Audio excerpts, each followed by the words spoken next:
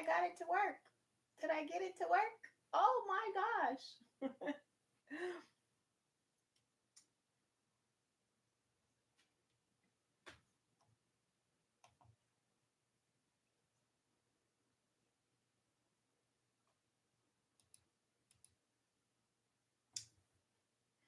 I don't know if anybody's in here.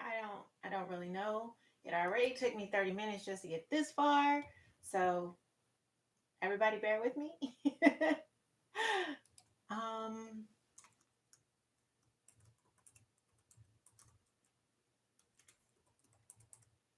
I'll wait till I'll give it a few more minutes and maybe I'll know if there's anybody in here. And then I'll need to know if you guys can hear me. Am I clear? Can you hear me? Hey, Cameron. Think I got it to work, but you let me know.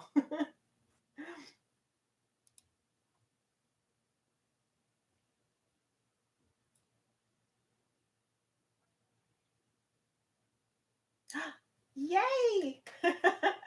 Okay, that's great. Yay! Okay, so I don't I don't know how many people will be in here, if any at all, but I know that they'll be able to view this at a later time. So I figure just get into it. Oh, hey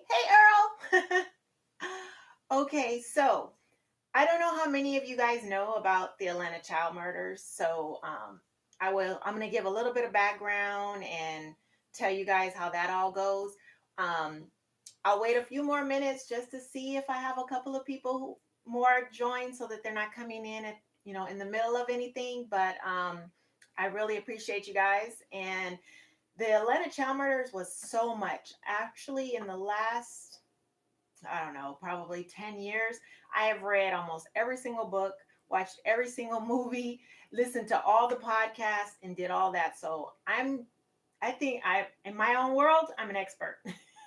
I know there's going to be those who try to say, you don't know everything. I don't know everything, but I think I know a lot. And I want to say that Wayne Williams is a psychopath, but I don't believe he's guilty of killing the two people that he was convicted for. I don't even believe that all of the 10 children that they kind of just lumped into his case did he kill. So there's 30 victims, you guys. So I don't know, you know, like I said, I don't know how much you guys know about it, but it's pretty bad. So I really want to go over the victims first. I mean, we'll visit Wayne a little bit later, but because there's so many victims, I want to get through those. And there's been different podcasts and different movies and all that they kind of they cover some of the victims, but they kind of focus on maybe the first two, and then they'll go in the middle and they'll focus on one. But there are 30, you guys, and to me, I'm just like, it's baffling, because after reading all of it, all these victims should not be put to Wayne Williams. They actually shouldn't even be put in a category as they belong together, because one of the female victims, she actually belongs to another set of murders that are identical. So it's like the profilers and the FBI, they were just trying to throw something at us and think we were going to fall for it, but that's not the case. That's just so not what's going to happen. So let's start with, of course, the very first victim was found um, July 28th, 1979.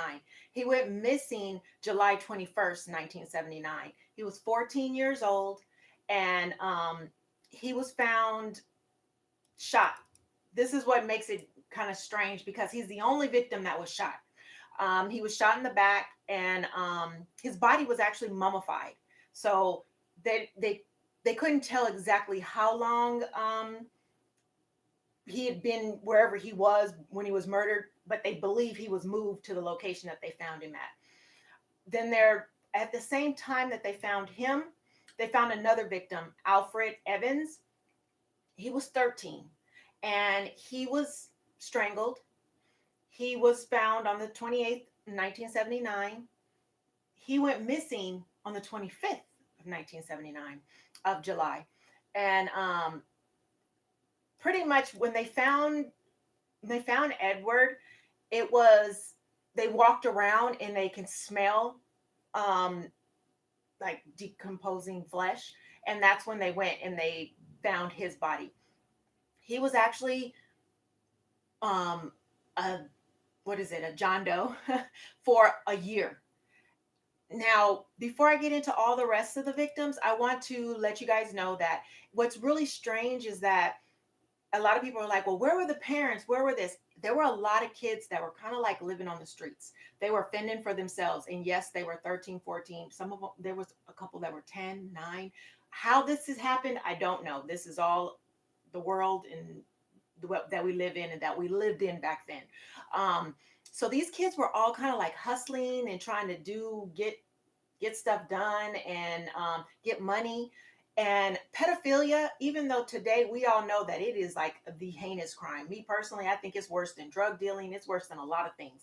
But yet they don't do as much time. These people that in this area, there were two different homes where pedophiles lived. One of the homes where the pedophile, they were black and white. And a lot of people will say, well, a white person couldn't come into this area because the black people wanted to say it was the Klan. They would, but then you have the same ones turn around saying, well, white person can come into our neighborhood and pick up our kids and nobody would know about it. Yes, but you forget about the white poor people. They fit in just like any other poor people. You're poor, you're poor, you all fit in together. You don't really recognize them and see them as a different race because they just all fit in. So there were some white people who lived in these areas, but there was a home where he was running a pedophile ring. He was white. But there was also a black one. I don't really think he was running a pedophile ring as more as he was a pedophile. He even did a report, like a news reporter interviewed him and was like, when is the last time you seen, such and such? And he was like, oh, well, I seen him. He came over. I slept with him. Huh? Where did he do that at? I'm like, wait a minute. You're just telling folks you're sleeping with kids and ain't nobody there to shackle you up. So it wasn't that big of a thing as it should have been in the 70s and then the 80s. So these were grown ass adults because he was like 60 some years old talking about he's sleeping with this 14-year-old. So it was really bad. I mean, the times were bad. And the police in that area, the police department was made up of majority of white people, but it also, it had just a regular old run-of-the-mill white people, and then it had a few Klansmen intermingled in with the department. So when a black mayor came, he was like, "Okay, I want to see a little bit more brown um, in the force." Well, some of the white people thought that he was pushing them out, so a lot of the veterans just left, like they retired. So the police department had a whole lot of rookies, a whole lot of not know they don't know a whole lot, and so during all these murders and all these crimes and bodies that they're finding, these people, they don't know what they're doing. So it made it really bad for individuals to have faith in the police department. Not to mention, even though you were a black police officer, you couldn't arrest a white person. You had to call a white officer to arrest a white person, even if you saw them committing a crime. That was how it was. So, it was a little touchy. And Atlanta was trying to be booming at this time. It had grown by like 82%. They got the international airport. It was a whole lot going on. So they didn't want to report these crimes. So that was the bad part. And that's why a lot of these kids suffered just being out there in the streets and everything. So I to my heart, I really feel bad for the kids in their situation. I don't so much feel bad for the parents who left them for drugs and doing all that. I'm sorry, I'm just not the one. Shoot me if you want to, but I'm not here to feel sorry for you. You had a kid, you should have taken care of this kid. I do know in the 70s and the 80s that everywhere. I live in California. We didn't lock our doors. We didn't lock our doors until Richard Ramirez came to the valley. And all of a sudden, we had bars on every single window and door. And I'm like, why are we in jail? And so the times changed, but at the same time, my mom didn't let me out just roaming and playing hide and go seek in the middle of the night. That just wasn't what we were doing. But these kids were. So you have some kids who were just out playing with their friends. Parents were just fine, loved them the same. It's hot, it's Atlanta, middle of summer. They played outside at midnight. That's just what they did. Then you have some who were out there hustling and working. So it's a mixture of victims. And Yusuf Bell, he would be the third victim. He was 9 years old.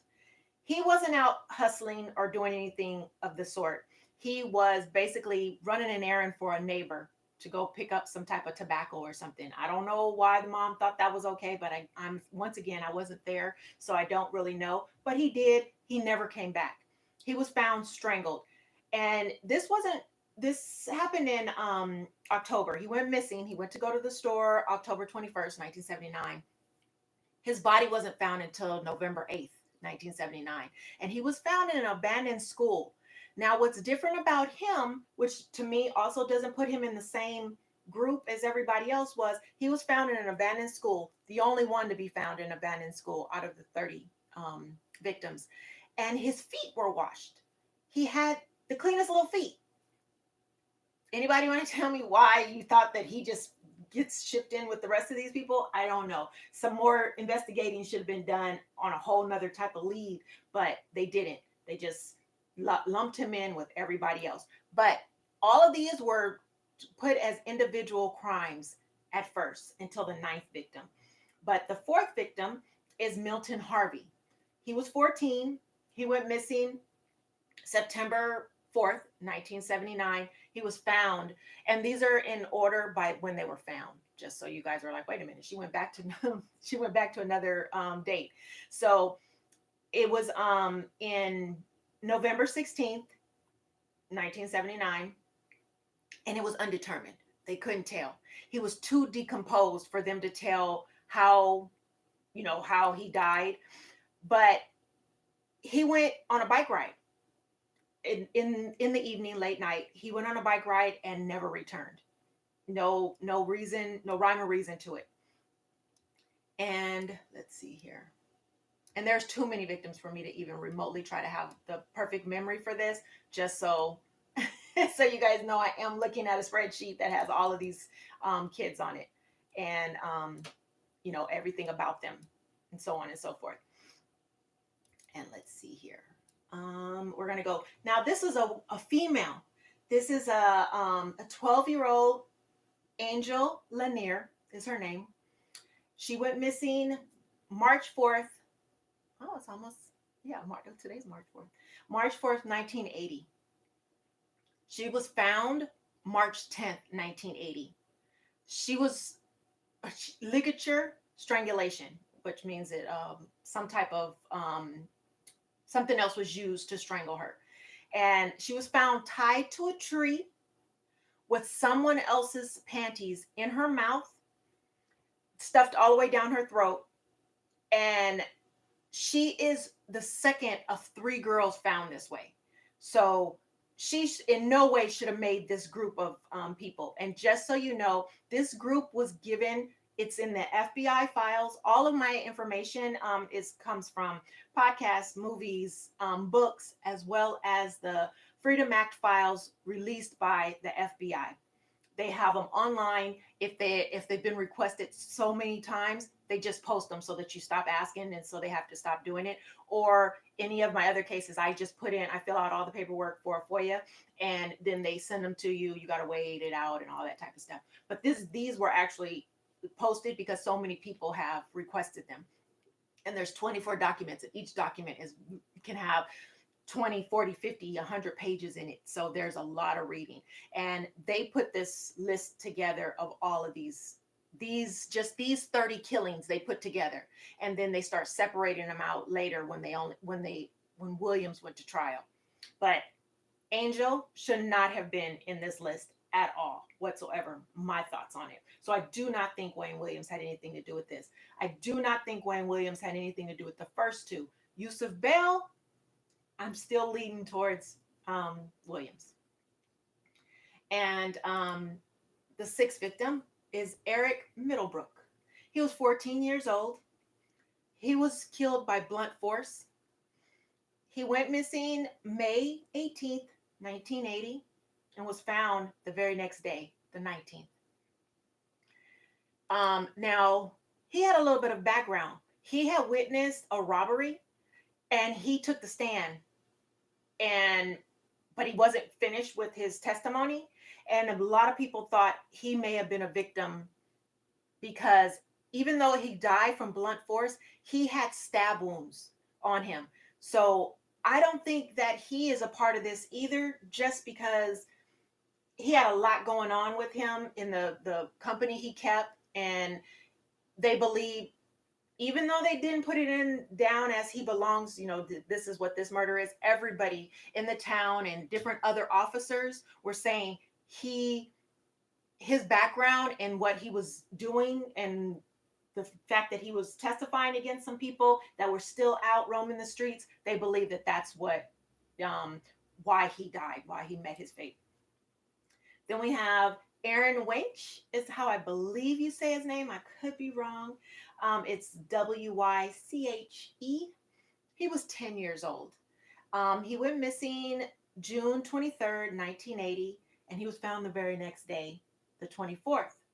He had a broken neck. He is also one that a lot of people, they're like, I don't know if he did it, if Wayne Williams did it. I kind of think he would have been, he did, but I think that this little boy was running from Williams because his death, his broken neck, came from him falling off of a railway, and the mother, she said, there's no way he would have been up there. He's scared of heights. So I think he was running, and a lot of the investigators believe he was running from the assailant. So I believe that this could have very well been Wayne Williams because he was running, and then he fell and he broke his neck and he was just left down there. So I believe he would have potentially been a victim of, well, he's still a victim no matter what, but he would have been a Wayne Williams victim. And there was, however, there was a witness that said that they saw him being led away by a black guy who was about 6 feet tall, 180 pounds, and he had a goatee, and he was in his late 30s. Um, the witness also asked Aaron if he was okay, and he said yes. And there was another black man in the car in the back seat that she couldn't really tell what he looked like, other than the fact that he had like a little afro. And Wayne Williams, just to give you a little description, he was 5'6", 5'7", about 160 pounds, little afro, and very, very thick glasses. So, like I believe that Williams, everybody's like, oh, either Williams did it, he killed all 30 of these people, or he was railroaded and he didn't kill anybody. I'm in the middle because I'm like, well, I think he killed some of them. I think he was a part of it. And just like this person, he could have been the person in the back seat of that car, because I still think Wayne Williams is a psychopath.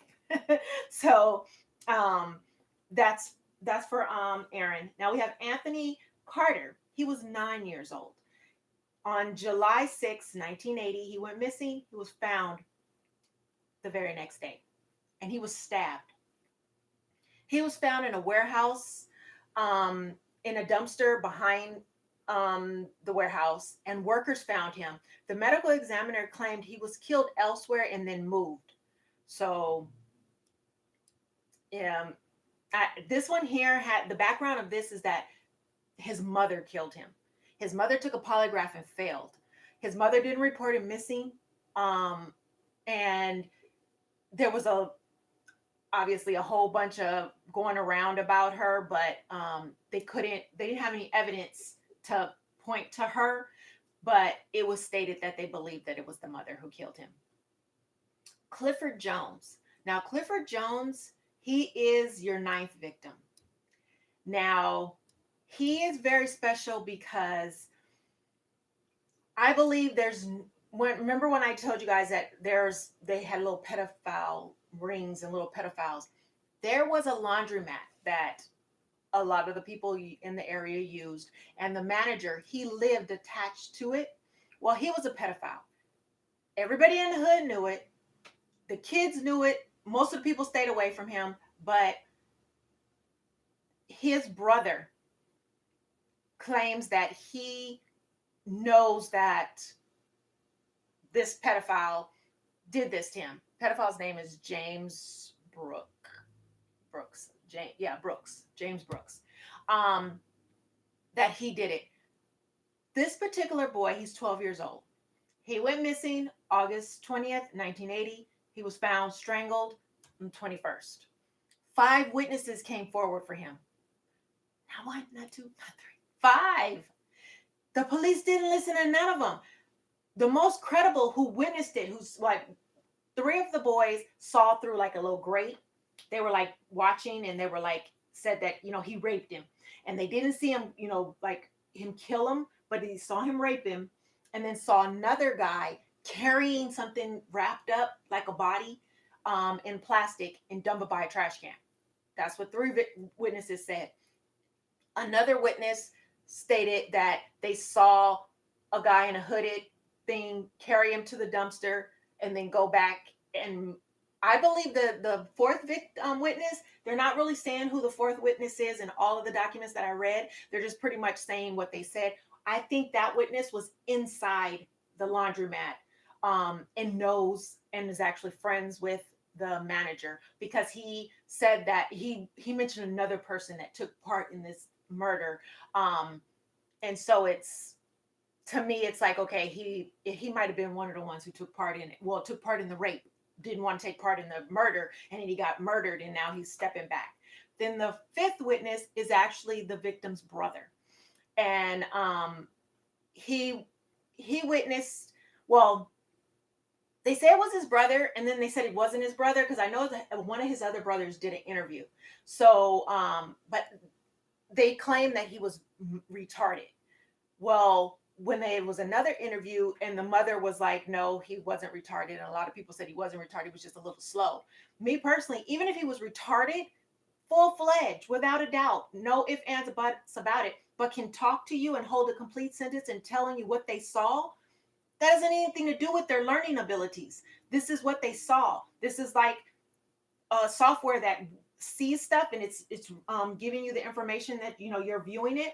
He's just telling you what he saw, and he wasn't like he was holding back. He said everything he saw, and this is what made it so bad, because he witnessed it all the way through the killing. Like he said exactly everything that they did, from molesting him, and it was 2 people molesting him, taking off his clothes, washing him, putting his clothes back on, then taking him out. That one person put a rope around his neck and then killed him, even said he's dead. I mean, the boy had it down. Like he repeated everything that he saw. And you know what the FBI said? He's retarded. He's not reliable. What? This is the best case you have out of all these kids, is this particular one. So if anybody should have went to jail for any of these, it should have been him. Now, if you want to point the blame and say he did all of them, okay, I probably would have sat and listened to that more than I would Wayne Williams, because nobody eyewitnessed anything like they did for Clifford Jones. I mean, this one was just a complete disaster, because the guy who did it, he went to jail for rape. He got out, went again for rape, and he died of AIDS. And I don't know if he was in jail when he died of AIDS, but he died of AIDS. But my whole thing is, like, this dude did it. Now, I don't care what you say, how you say it, when you say it. Jamie Brooks killed Clifford. I don't care what nobody says. So that's that one. Then you have, here we go. Charles Stevens. He was 10 years old. October 9th, 1980. He was found the very next day on the 10th. Ligature strangulation. And he was charged. He's one of the ones that was charged to Williams. But it was a drug dealer that went to the police station. Now, drug dealers, they don't like to get in nothing. They stay out of it. Well, they went and they reported seeing Charles in the back seat of one of their customers who was a pedophile. I believe it was a white guy, because they didn't say his race, But they said that he was in the back of the car and that he had uh, like bruising on his face, like he was red and everything, like not red, but most of you who know like black people, their skin, if they're when they're dark skin, you can tell when it's like bruised. It's like a deep purple markings. Unlike myself, where I'm a light skinned black person, where if I get it, it's gonna look just like any other the fair skin. You're gonna be able to see the bruise. It's gonna start off red and then whatever green and all kind of rainbow colors. But in a dark complexion, it's gonna pretty much be like a purplish color. To let you know. So he saw that, and the guy told him that the boy, the body that was in the back, was just sleeping, and that he had to knock him out or whatever. That he's just sleeping. He believed that he was dead, so he went to the police to tell them this. Like all shit's out the window. Like you know what? I'm selling drugs, but still, this is wrong because that's what people with conscience do. And what happened? They they didn't do anything with that information. They just they just let it ride on out. Like okay, whatever. So what? The next victim is Latoya Wilson. Once again, a female. All of these are males. She was 7. Now, this little girl, I am 100% certain that her family had something to do with it because somebody witnessed somebody climbed through a second story window over other little kids sleep in the room, past the parents' room to get the little girl who's in the room with some other siblings, carry her out, have a conversation with somebody in the courtyard, get in the car, and then she's gone. Really? Really? No, I'm so sorry. I just don't believe that that's how that goes. I truly believe that this was had something to do with the family. Had I don't know how, when, why, but she was kidnapped out of her home. That's just not what every all the rest of these are doing. You know what I mean? So it's like, how does FBI want us to believe their profile when it's so way off?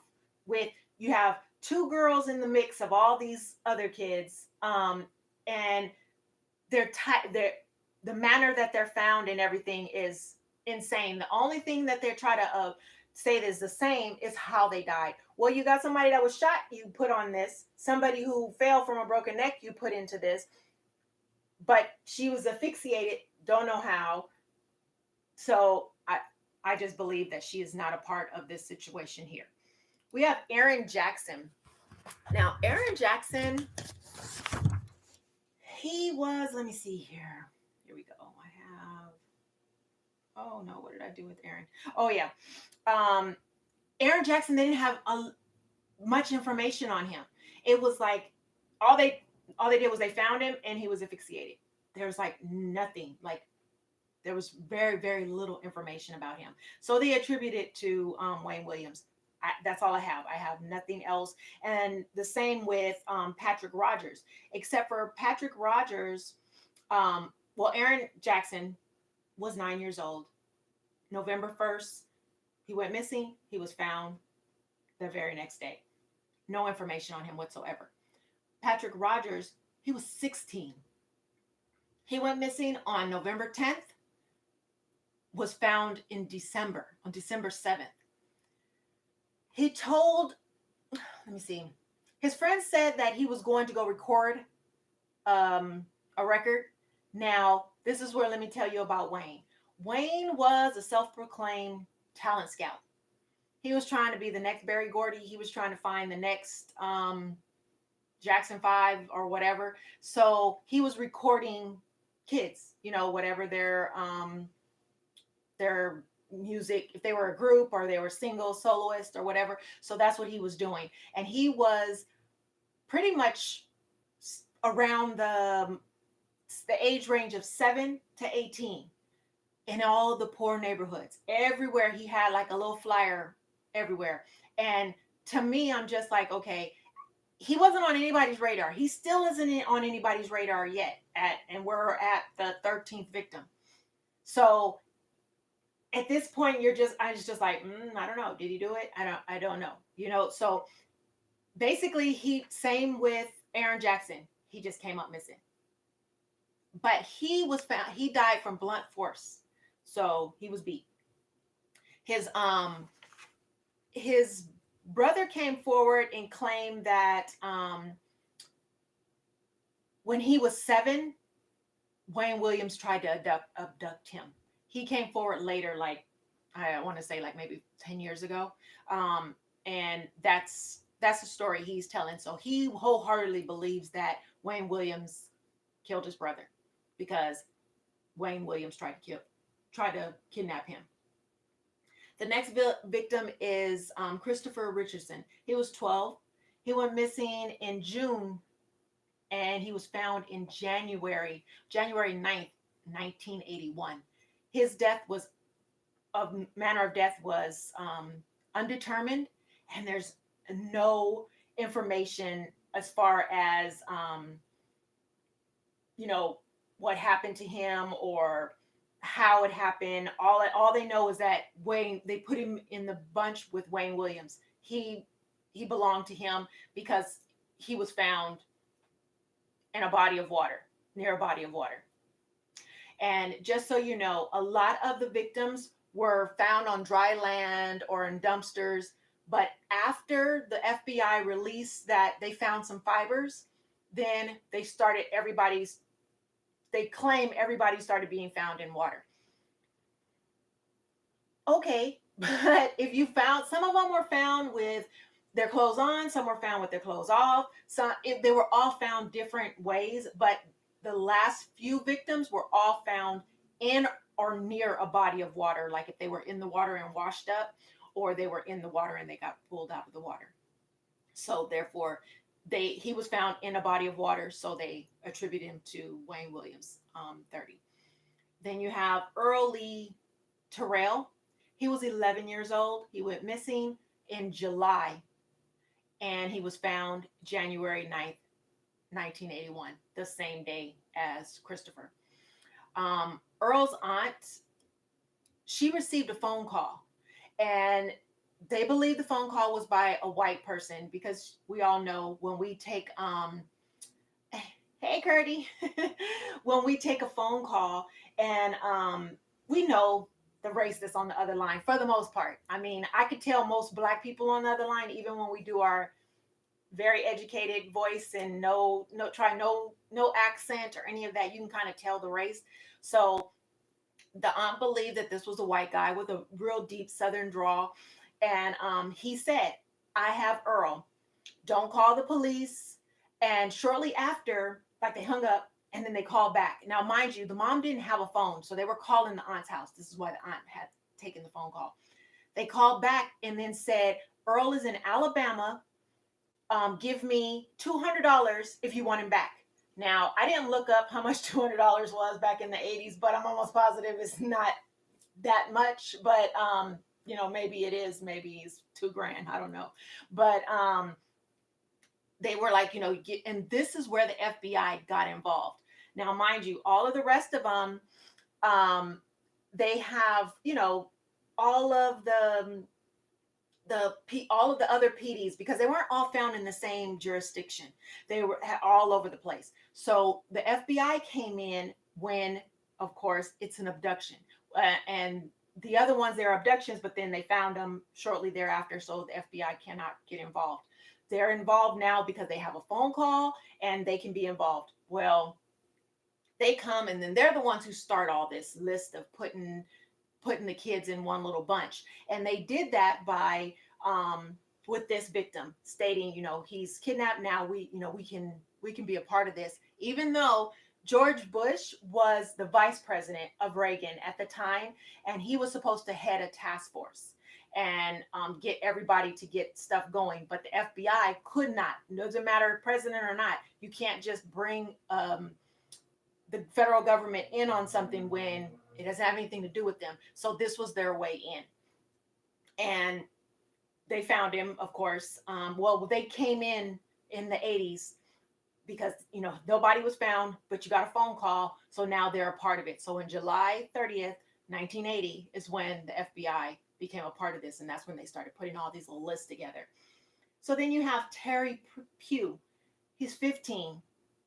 He went missing on the 22nd of January 1981. He was found the very next day. So you guys have noticed that a lot of them are found the very next day, which makes it a little hard for them to pinpoint, because Wayne wasn't on their radar. So they couldn't say, we were watching him or anything like that. So he wasn't on the radar. So all of these that are the very next day, they don't have anything to say, well, we were watching him and he couldn't have done it, or, what's his alibi? Well, nobody was watching him. Just like you come and ask me what my alibi is a year later. I don't know what I was doing. So that's why it's not so easy to point to him, but he was all over the place. The cops received a call where to find Terry's body. Somebody called them and said, I put a body here. The police go out. They don't find anybody. And the caller called back to say, there's a body here. I put a body here and I'm going to put another body here. Now they know that they took the call. They listened to the call, but they chalked it up as a prank call because that's not going to work with their thoughts that this is supposed to be Wayne Williams did all this. You know what I mean? So now you have the next person is Luby Geter. Yeah, Geter, that's right. He is 14 years old. He went missing on January 3rd, 1981. He was found February 5th, 1981. He was choked, strong arm choked. So what they say is that the person choked him like this and killed him. So strangulation, but choked is the cause of death. Now, this one is where this is a clan member did this, in my opinion, because a clan member was recorded saying he was going to kill him, told the child he was going to kill him, had several witnesses of him saying he was going to kill him, and then he came up dead. And people are saying, well, people say they're going to kill somebody all the time. Yes, but you're not a clan member and you don't like black people or brown people or whatever. You just don't say that and don't mean it. And basically, Geter was playing.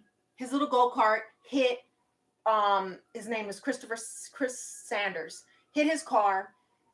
He's pissed. First off, the kid hit my car. Second, it's a black kid who hit my car. He's pissed. So he says he's going to kill him. Okay, we'll chalk that up as he's pissed. That's it. Well, an informant for the police, for the GBI, the GBI already had him under surveillance for Klan activity. He was recorded saying he kills black kids. He's going to pick off black kids, and he's going to start with this Geter kid. He says it. So my thing is okay, what made you think we're going to just put this off on Williams? They did. So that it makes absolutely no sense whatsoever, because he said, I'm going to kill him. So it's like, y'all didn't hear him say that? Like, I'm a little lost. Why we not blaming him? And then you have Jeffrey Mathis. He was 11 years old. March 11th went missing. He was found February 13th, 1981. He was gone the longest because, not gone the longest, my bad. I'm so sorry. Witnesses saw him getting into a blue car. Wayne Williams had a blue car, and I don't know cars, but I guess the Plymouth and the what kind of sedan was it? I can't remember, but whatever it is, they say that they look alike, but everybody kept saying it was a Plymouth, and that's not what Wayne Williams had, but he had a blue car, and the body shape and everything was similar, and but they seen him get into a car, but then they said it was with a white man. This brings us back to the white man who had a pedophile ring in the middle of the hood, where everybody just kind of like overlooked it. They just knew this white man lived in this hood. A lot of the adults knew that he was a pedophile. but they didn't really do anything. Nobody really said anything. These kids were all, they would tell you, if you asked one of them, they would say you get $5 for touching and $10 for photos of nude photos. These are kids. You have a kid saying that? I should tell you this is a problem. There's a huge problem here. So now the next victim is Patrick Balzazar. He was 12 years old. He went missing February 6, 81, was found on the 13th of 1981. Ligature strangulation. The victim actually called the police. He called because at this time they have like this big old thing, like, well, do you know where your kids are or whatever? Do you know where your child is? It was like this big old thing. They had a curfew and everything for Atlanta. If you were a kid and you were out after a certain time, I can't remember if it was 9 o'clock, but in your parent and they couldn't locate your parents, you went to jail, stayed in there, and when the sun came back out, they released you. So they were, the police at this point, they're now trying to save your life by locking you up, or at least for the night. So it's basically everybody else is looking out for these kids, and these kids are still just roaming the streets. So you have this 12-year-old, he was roaming the streets. He knew it wasn't supposed to, but he still called the number, the 1-800 number, to get to the people. Then they had another number he called to let them know somebody is following me. And I'm scared. Nobody showed up. Nobody did anything. He was beat, he was stabbed, and he died by strangulation. This puts him up there with the other ones that there's a couple other ones that were beat. There wasn't still their cause of death was strangulation, but the majority of them had some type of beating marks.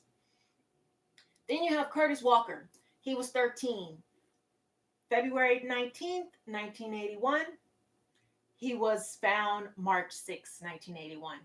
Ligature strangulation.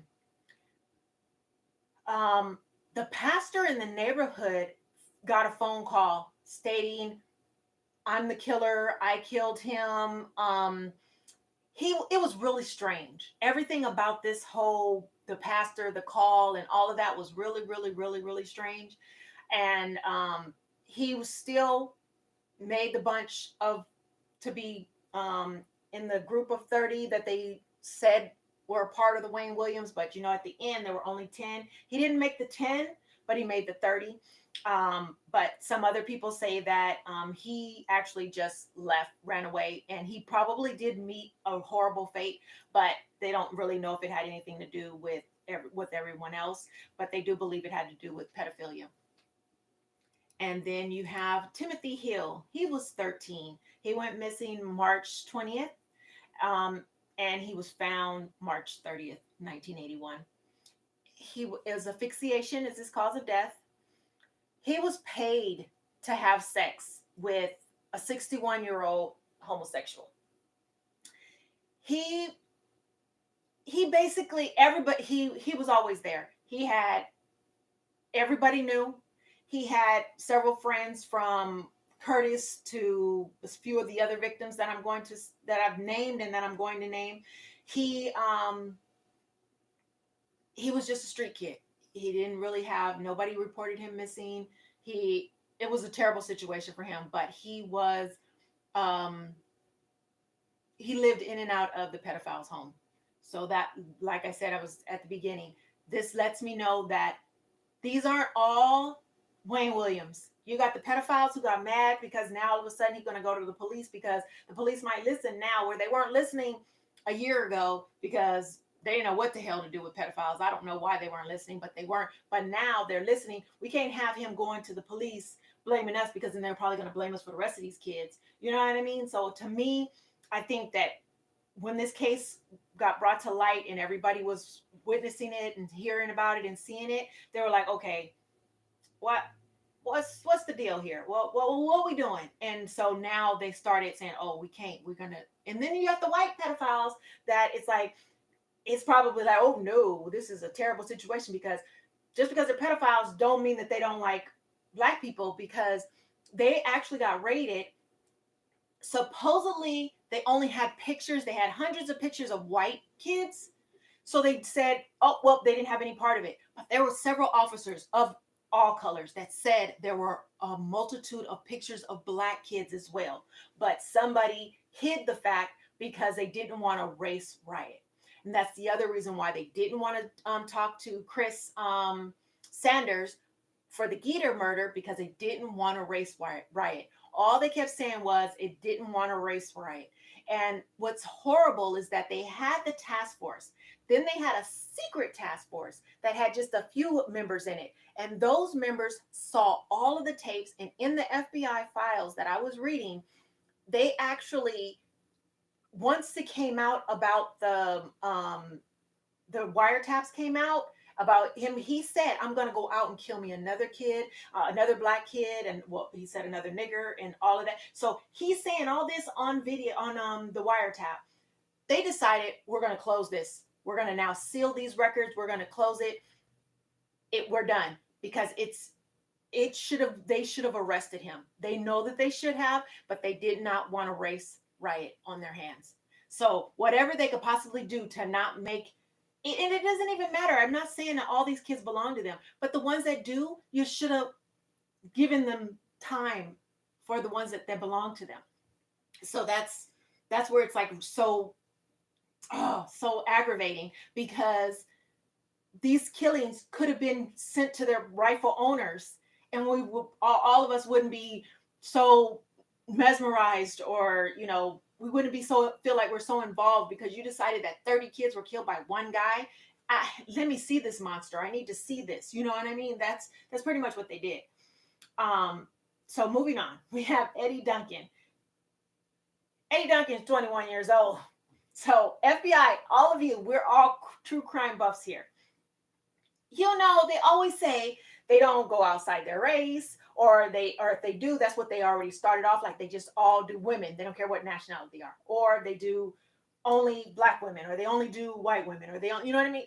Or they stick within this age range. So he's been doing kids all this time. I think the oldest one that we've said so far is 14, right? Now, all of a sudden, we at 21 years old. Okay, that's just a 21-year-old you found dead, and you're just going to put on here is what I feel.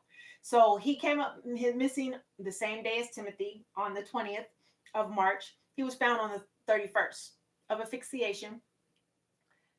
And they say he belonged to this group because he was really small in stature. So you couldn't tell that he was 21. Now, I could believe that, because a lot of these kids, I couldn't even tell. Some of them that were 14, they're not the new 2014-year-olds. These 14-year-olds, I don't know if it's steroids in the water, but these are some big ass kids.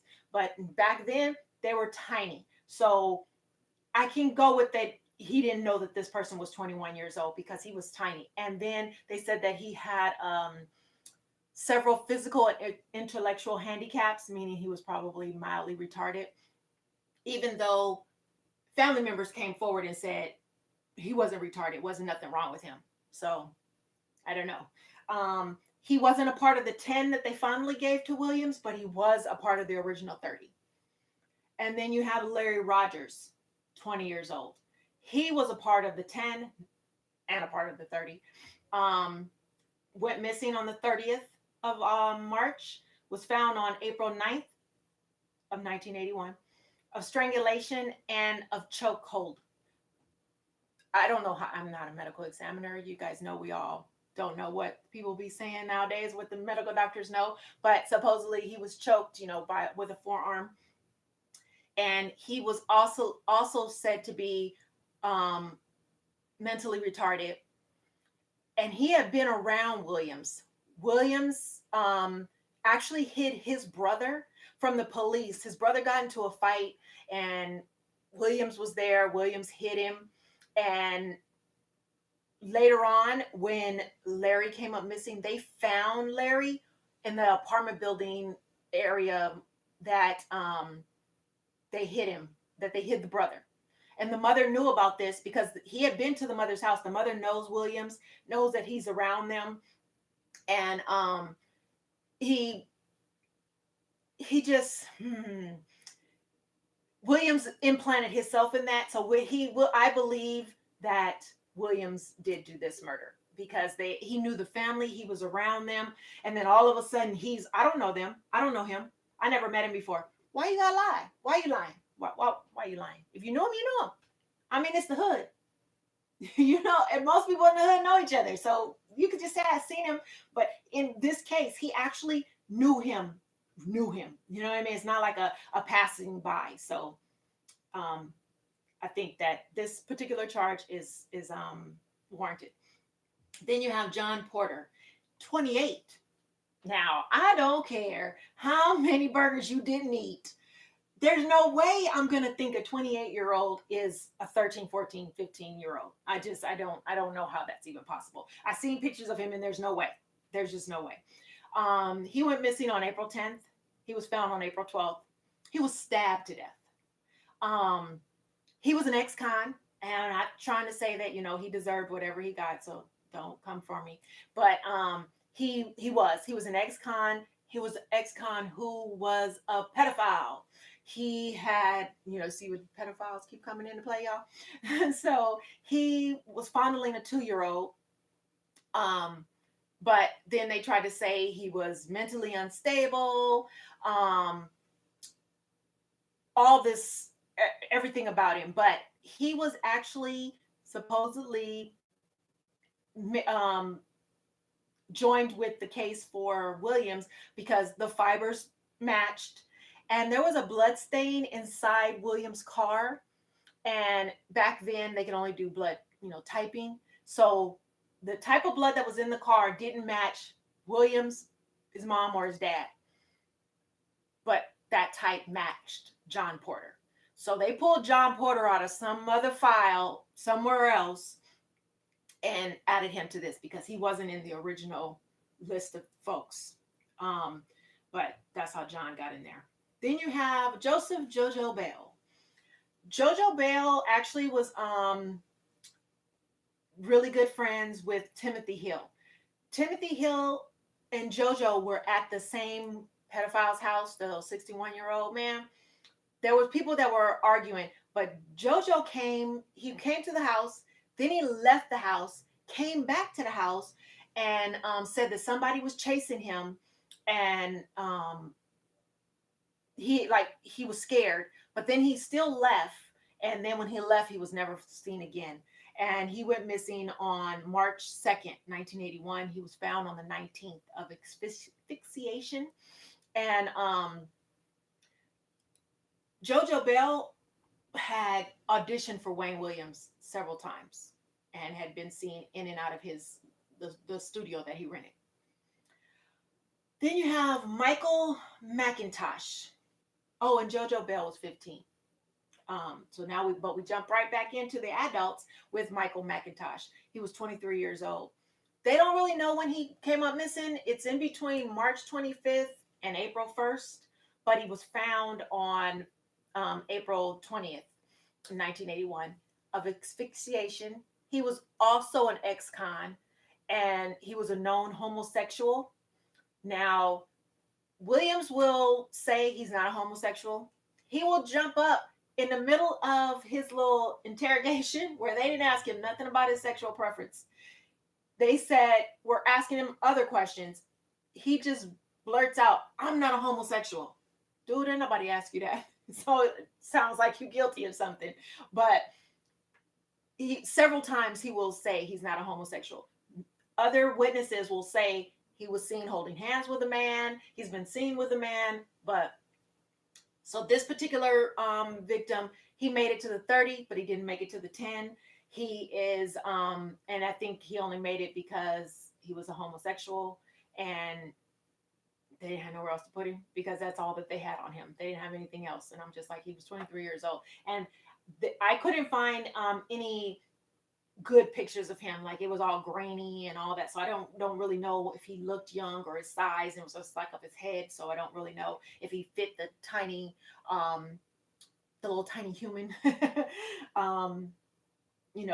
parameters. So then we have Jimmy Payne. Jimmy Payne was 21 years old. He went missing April 22nd, and he was found on the 27th of 1981. Asphyxiation is how he died. He was another ex-con. who was mentally unstable. Now, he was out selling coins. He had did a robbery and he got some coins. And he was out trying to sell the coins. And this particular one, he is one of the two, because remember I told you Wayne Williams was only convicted of 2 adults. Jimmy Payne is one of the two. Now, mind you, his medical records showed that it was not a homicide, it was undetermined, and it was asphyxiation, where he could have drowned, he could have anything. It was not a homicide. Well, after the FBI and the GBI and everybody else went through and said, okay, yeah, no, he did it. The medical examiner changed the death certificate. And then when he was interviewed by some other people later, he tried to say, oh, it was just a box. I checked the wrong box. No, dude. We seen it. It was not a checkbox option. You had to type it in. So he typed in undetermined asphyxiation. Nowhere does it say homicide, murder, none of that. He then whited that out and then put homicide asphyxiation. So why all the cloak and dagger? Why the lies? So that's why it makes me think he didn't have anything to do with it. So then we have another victim who was 17 years old. His name is William Barrett. He was a part of the 30 and a part of the 10. He was 17. He came up missing on May 11th. He was found the very next day on the 12th, strangulation. And he had stab wounds that happened after the fact, and he had a laceration to his scalp. He was actually a frequent flyer with the white pedophiles. He had been seen in and out of their homes all the time. His mother claimed to have seen him in the neighborhood, and like his mom knew that he would be going to this pedophile's house. Everybody in the hood, like anybody who got questioned, that's where they said. So to me, you're just gonna put this on Wayne, and they already done told you that he's been with all of the white pedophile. Because don't get me wrong, people. I'm not trying to say white and black or whatever, but it's fact right now. There was a white pedophile house and there was a black pedophile house. This is disgusting, I know. But there were 2 different ones that had 2 different types of clientele, 2 different types of people running in and out of them. And then some of them intermingled, a few of them. And I think it was basically the kids who were the supply to the pedophiles. And so this William Barrett would be another one where the blood in the car, they said belonged in William's car, they said belonged to William because of the typing. So that's where he went there instead of over to any other thing, any other person that could have done this. They decided no, he belongs to Williams. Then you have Nathaniel Cater. He was 27 years old. He went missing on May 21st. He was found on the 24th of May, and is another ex-con. He was an admitted homosexual and a prostitute. His family would say that he would get so drunk that he didn't know where he was.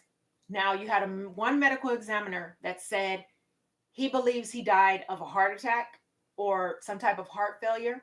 Another says that he could have drowned, and they basically were like, how do you come up with his death? Well, he was supposedly choked, supposedly the same way as everybody else, but the reason being for him, he was the number 1 person under the Williams, because what happened is on May 22nd, Wayne Williams was on a bridge. They were staking out this bridge. It was the very last day of the stakeout. And they heard a splash. There was a recruit who was down there. He said he was an avid swimmer. He knows the sound of a body hitting the water. And they look up. It's Wayne Williams. It's a car coming. They stop the car, and Wayne Williams is driving the car. This is where it all goes bad for Wayne Williams. He's not on anybody's radar until May 22nd of 1981. All these kids, you guys heard all these people, right? So he's not on anybody's radar. They stop him. The first thing this bruv says is, "Oh, it's because of the murdered kids." What? I will tell you right now, you stop me, and I could have heard about all the murders in the planet. I promise you that's not what I'm going to say. I'm going to say, I don't know why you stopped me. You tell me why you stopped me. That's what I'm saying. But his dumb ass, he says, because of the murdered kids, because he thinks he's the smartest man in the room. He thinks he's the smartest man within so many feet. He's cocky and he's a psychopath. And that's why I believe he had something to do with some of these murders. But I still believe that he did not do all of them. That still doesn't give him the right to be cocky as shit and dumb as shit. So he tells them that. They say, okay, what you doing on the bridge? He gives 3 different answers. Dude, pick one and stick to it. So he says, first he says he didn't stop on the bridge. Then he said he stopped, but he was looking at some papers. Then he said he stopped to throw some trash. Then he retracted all that and said he went back to saying that he was looking at some numbers on some papers. Then so he's like, I think he at that point decided, okay, I decided what I'm going to do. I'm going to go with the paper. I'm going to go with the paper. So he said, I was looking at the paper. They were like, okay, so what are you doing out this late? Because it's 2 something in the morning. He says, I have an appointment with a Cheryl Johnson at 8 a.m. and I was trying to find her house, trying to make sure, I know where everything. So at 2:30 in the morning, 2 something in the morning, you just out, just driving around. You couldn't call her like earlier in the day when the sun was out. He says he called. First he says that his mom wrote the note. Then he said he wrote the note. Then he said he called, didn't get an answer. He had all kind of stories. I mean, the boy couldn't stick to nothing. So then it's like, okay, fine. The FBI agent looks in his car because he's standing outside the car. Looks in his car. He sees like a what do you call it? A bedspread and a piece of rope. He asks him, "Can we search your car?" Wayne's like, "Yeah." Now I don't know if Wayne was savvy enough to know, or I don't even know if this is the law. You guys can let me know.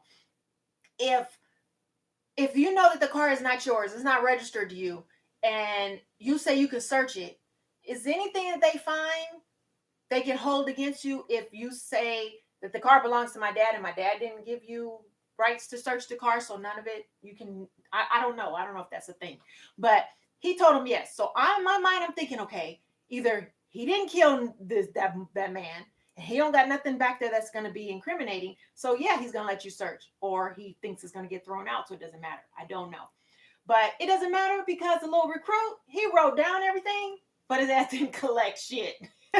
So it didn't matter. And after they finished, they couldn't hold him. They couldn't hold Wayne. So it's like, okay, fine. They let him go.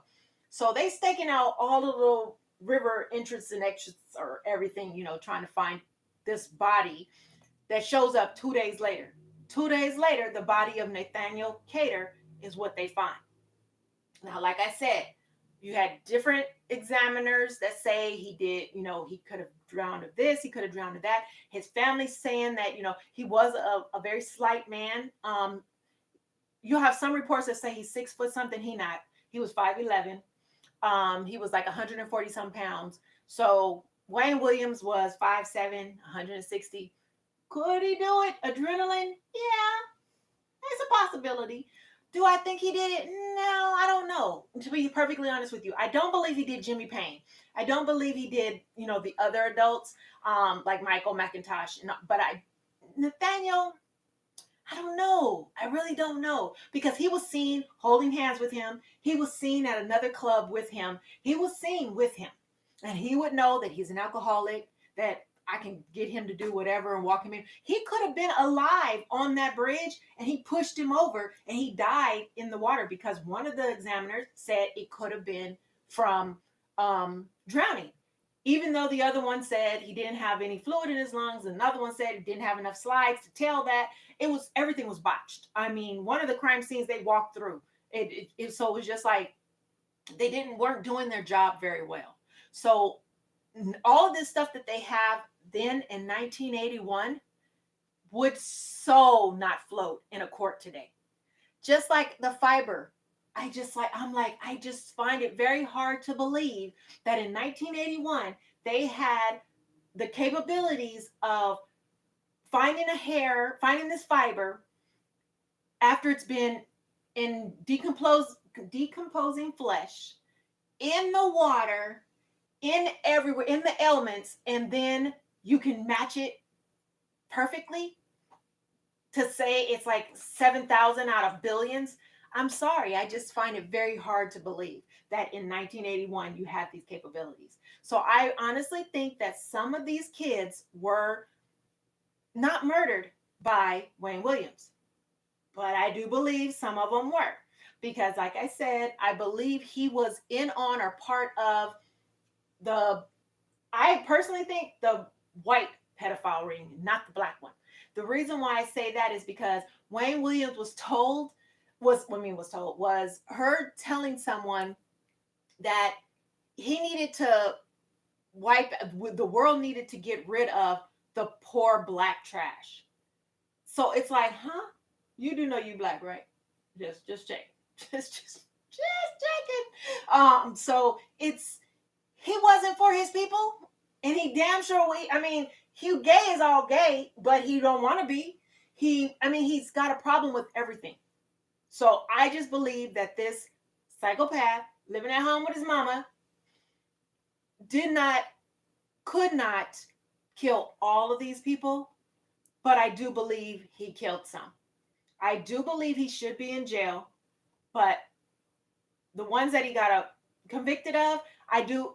Nathaniel Cater, it's a possibility, but Payne, not so much. And definitely not Geeter, not Clifford, not the girls at all. So I just kind of want to know, what do you guys think? I mean, after I've told you how all of them were killed, how all of them are like all over the place, like, what do you think as how who do you think he could have killed, or do you think he's completely innocent? I mean, because like I said, there are those that think he is 100 without a doubt innocent. I can agree to disagree with you. I just don't believe that. But hey, then I also the same who believe he's just this monster of all monsters and he's killed all 30 of these people. I just did. That's a bit much. So, I mean, he's a psychopath, but I don't know about all 30 of those people.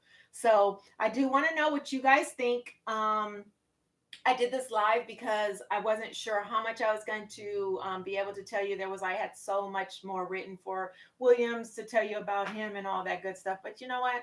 If you don't know already, it's really not that important. I do have to let you know that he thought, remember I told you he thinks he's like the smartest man in the room? Well, he thinks that because he was part of the CIA, that's why all this is happening to him. Dude, CIA, for real? That's what we're going with? So I'm just like, what?